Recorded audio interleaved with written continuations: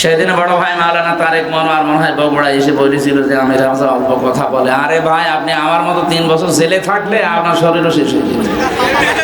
আপনি যে খাওয়া খান, আপনার মতো যদি খাইতে পারতাম তো ওই রকম শরীর হয়তো। আর এই আধা ঘন্টা 1 ঘন্টা না, আমিও 2-3 ঘন্টা চালাতে পারতাম। আমার শরীরই চলে।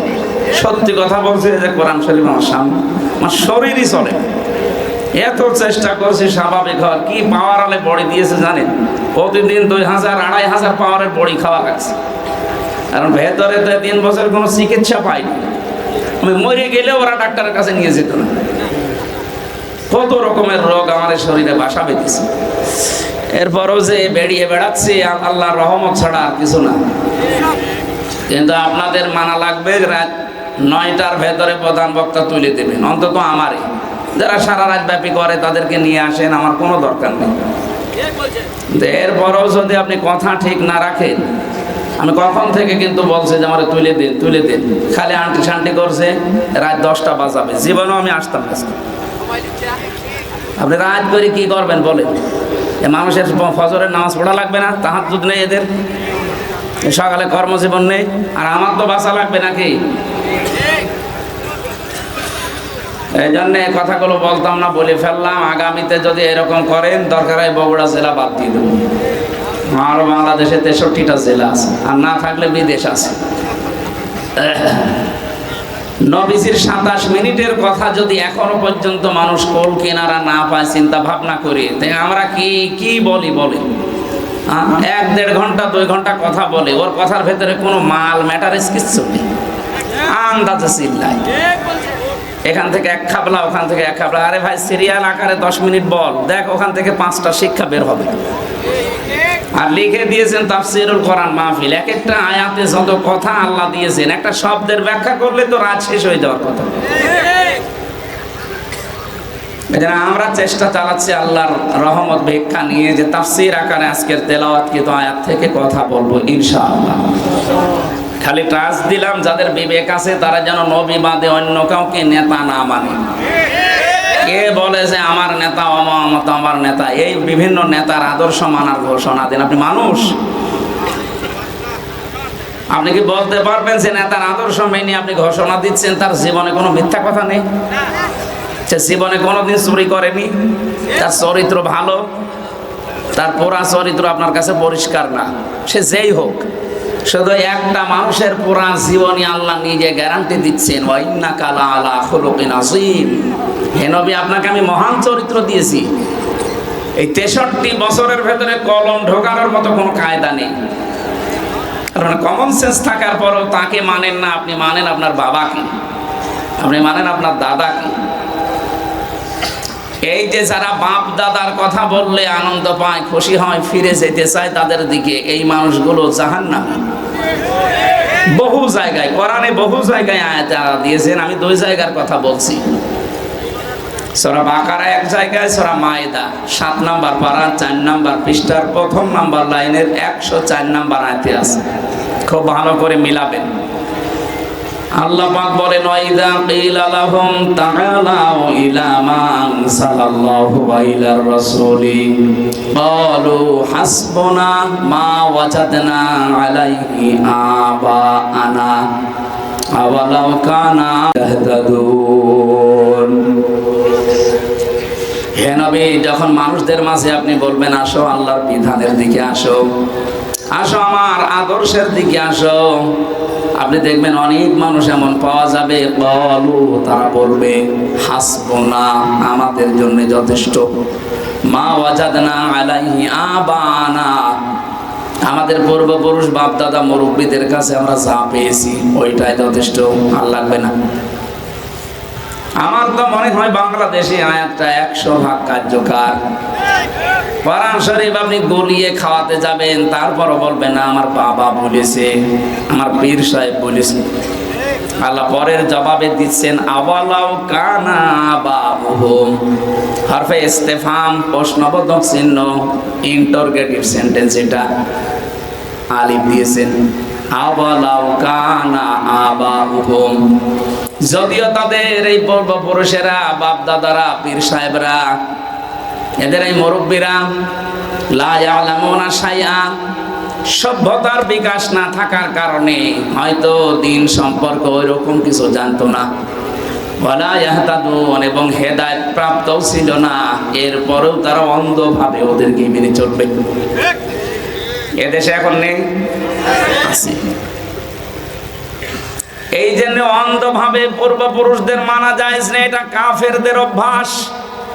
ওই জামানায় মুশরিকদেরকে যদি নবীজি ডাক দিতেন তখন তারা বলতো, না হে মুহাম্মদ, তোমার কথা লাগবে না, আমাদের বাপ দাদা পূর্বপুরুষেরা যা করেছে আমরা যা পেয়েছি ওইটাই মানতে চাই। এটা কাফেরদের স্বভাব। এই চরিত্র এখন অনেক মুসলমানের ভেতরে ভর করেছে। কথা বলে ঠিক কিনা? আমাদের ভেতরে যেন চরিত্র না আসে। আল্লাহ যেহেতু ঘোষণায় দিয়েছে, ইয়াসিন, হে নেতা। এখানে সিন শব্দের অর্থ হয় 5টা। তাফসিরে কাবীর আল্লামা ফখরুদ্দিন রাজি রহমাতুল্লাহ আলাইহি লিখেছেন, সিন মানে সাজ্জিদুল আলামিন, সিন মানে সাজ্জিদুল বাশার, সিন মানে সাজ্জিদুল কাওনাইন, সিন মানে সাজ্জিদুল আম্বিয়া, সিন মানে সাজ্জিদুল মুরসালিন। এই যে কোরআন কারীমের এক একটি অক্ষরের ভেতরে এত কথা লুকিয়ে আছে, যদি আপনি ব্যাখ্যা করতে যান আপনার জ্ঞান যত বেশি, যত টান দিতে পারবেন তত নতুন তথ্য বের হবে। আর আমরা তো কোরআনের কথা খুঁজে পাই না, কারণ আমাদের লেখাপড়া নেই। এসে সাপের কাহিনী শুরু করে, মুসলমান সাপ আর হিন্দু সাপ, সাপ আবার মুসলমান হয়। এই কথা বগুড়ার মানুষ শুনে আর কান্নাকাটি করে, আরে মুসলমান সাপ। এই ওয়াজ বাংলাদেশে চলেনি।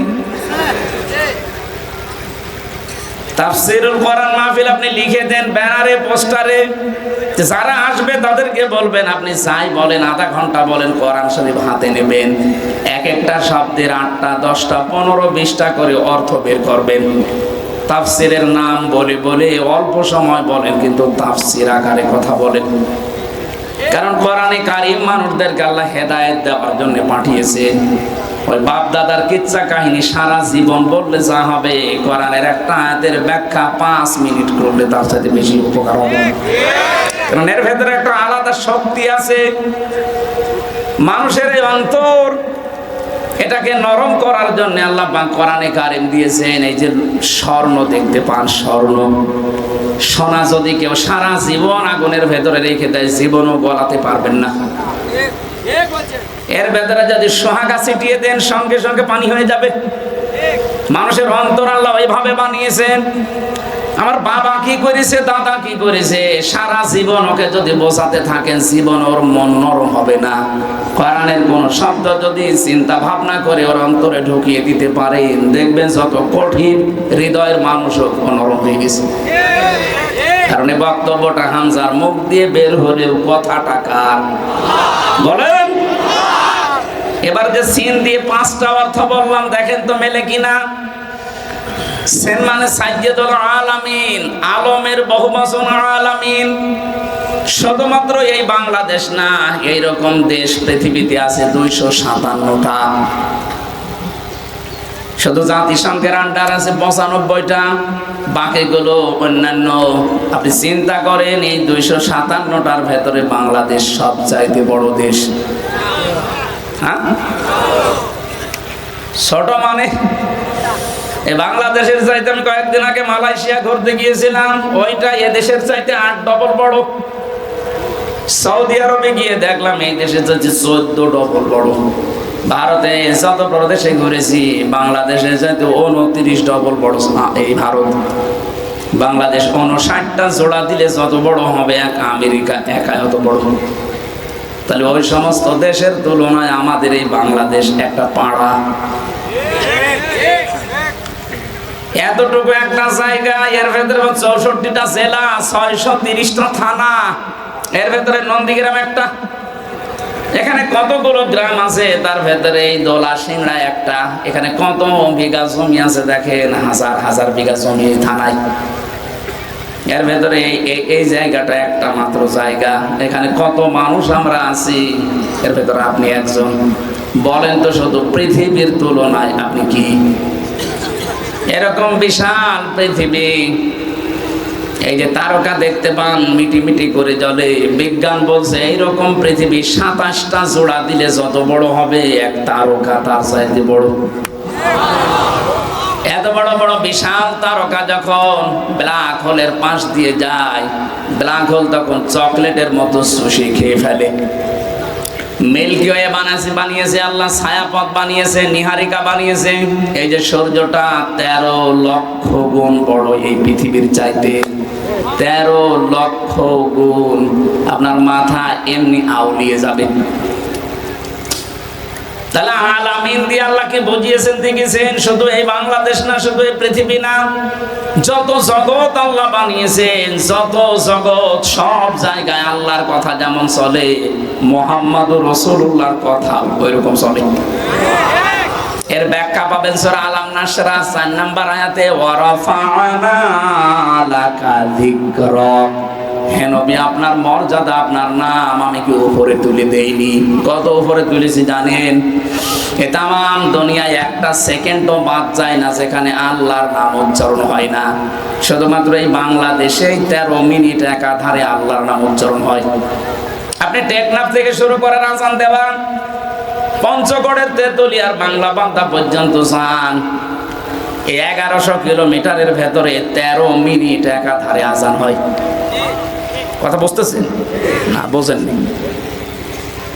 টেকনাফেরও একেবারে শেষ মাথা, যেখানে টেকনাফ নদী, নাফ নদী, একেবারে বাংলাদেশের শেষ গ্রাম যেখানে, ওখানে যখন আল্লাহু আকবার আজান দেয়, ওর হয়তো 2 মিনিট পরে কক্সবাজারে দেয়, ওর 2 মিনিট পরে চট্টগ্রামে দেয়, ওর 2 মিনিট পরে টাঙ্গাইল দেয়, ওর 2 মিনিট পরে দেখবেন যে হয়তো রংপুরে, এর 2 মিনিট পরে ঠাকুরগাঁও, এর 2 মিনিট পরে বাংলা বান্দা। পুরাটা হিসাব করে আমরা দেখেছি 13 মিনিট একাধারে আল্লাহর নাম হতেই আছে। এতটুকু দেশে যদি 13 মিনিট একাধারে হয়, 257টা রাষ্ট্র, তাও কত বড় বড় রাষ্ট্রের খবর দিলাম বলেন। এ তামাম দুনিয়া একটা সেকেন্ডও বাদ যায় না যেখানে আল্লাহু আকবারের শব্দ উচ্চারণ হয় না। যেখানে আল্লাহু আকবার উচ্চারণ হবে, সঙ্গে সঙ্গে উচ্চারণ হয় আশহাদু আন্না মুহাম্মাদান আবদুহু ওয়া রাসূলুহু। আজান দেওয়ার সময় রাসূলুল্লাহর নাম বলা হয় না? এই যে রফা'না, এক আলিফ টান আছে, আমি নিজে আপনার নামকে রফা করে দিয়েছি, এত উপরে দিয়েছি মানুষের কল্পনায় ধরবে না। মানুষ যদি দুনিয়ায় কেউ আপনাকে না মানে, এরকম জগৎ যত বানিয়েছি সেখানে আল্লাহর নাম উচ্চারণ হবে, পাশে আপনার নাম উচ্চারণ হবে। এমনকি যদি 257টা রাষ্ট্রের কোন জায়গায় না হয়, যত সৃষ্টি আল্লাহ বানিয়েছেন, কোন জগতে যদি আল্লাহর নাম আর রাসূলের নাম উচ্চারণ না হয়, জান্নাতের ভেতরে লেখা আছে লা ইলাহা ইল্লাল্লাহু মুহাম্মাদুর রাসূলুল্লাহ। লক্ষ কোটি কোটি ফেরেশতারা এই শব্দটা জপতেছে।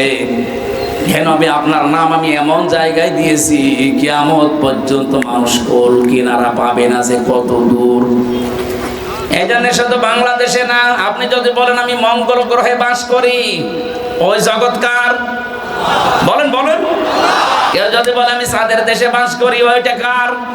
যেখানেই বাস করবেন ওখানেই মুহাম্মদুর রাসূলুল্লাহকে নেতা মানা লাগবে। যার নেতা, যার আদর্শ বিশ্ব নবী বাদ দিয়ে অন্য কেউ অমরণের পরে বিনা হিসাবে, বিনা বিচারে জাহান্নাম। এত শব্দ কথা বলার পরেও দেখবেন অনেকের মন না নরম হচ্ছে না। পেঁচা তার কি বলা যায় বলেন তো? এরপরেও যদি আপনার বিবেকে দাগ না কাটে, আমার মনে হয় আপনার বিবেকের উপরে কুকুরে পোশাক করেছে। কথা বুঝতেছে? এই যে হাঁ করে আছেন কোন কারণে? হ্যাঁ,